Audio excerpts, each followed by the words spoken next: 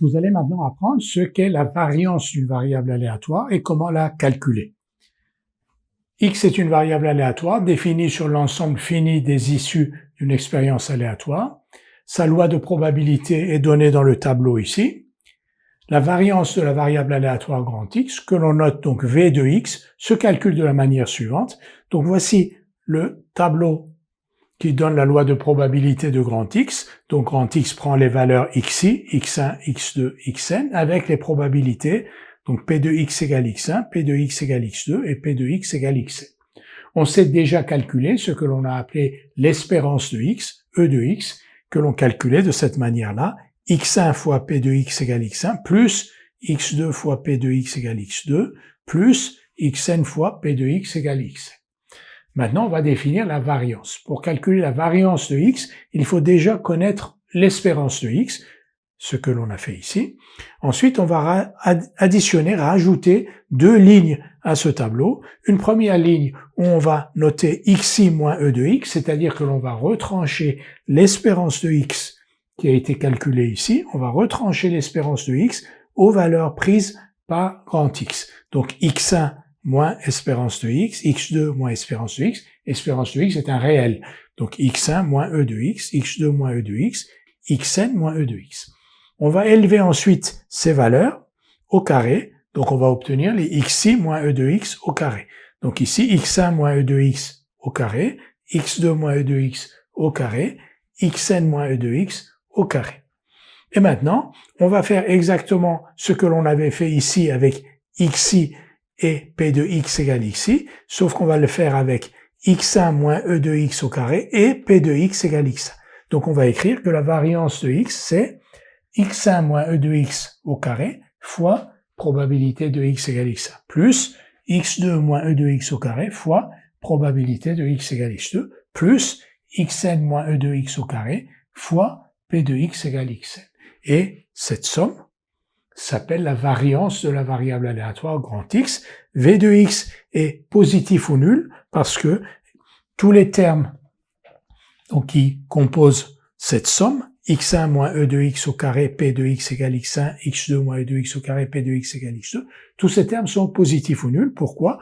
Parce que P de x égale x1, c'est une probabilité, donc elle est positive ou nulle, et x1 moins e de x au carré, c'est un carré, donc c'est un réel positif ou nul, donc V de x est toujours positif ou nul.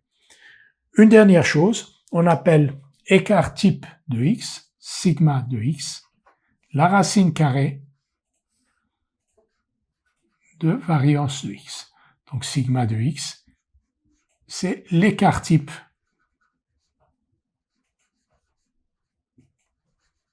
de grand X, c'est tout simplement donc la racine carrée de sa variance. Nous allons maintenant faire le lien entre espérance de x, variance de x et une notion que vous avez vue en seconde, qui sont les notions de moyenne et de variance quand vous aviez des séries.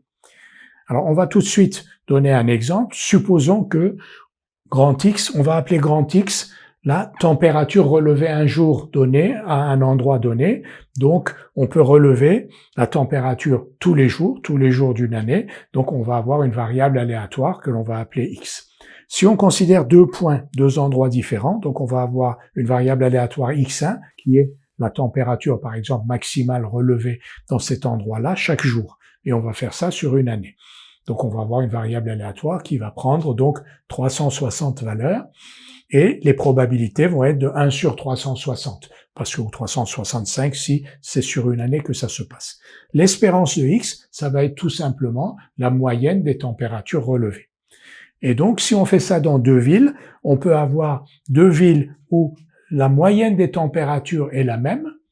En revanche, dans ces deux villes, on peut avoir des variations de température très fortes dans une des villes et très faibles dans l'autre ville. Donc ces deux villes vont avoir la même espérance de x, si on appelle x la variable aléatoire température.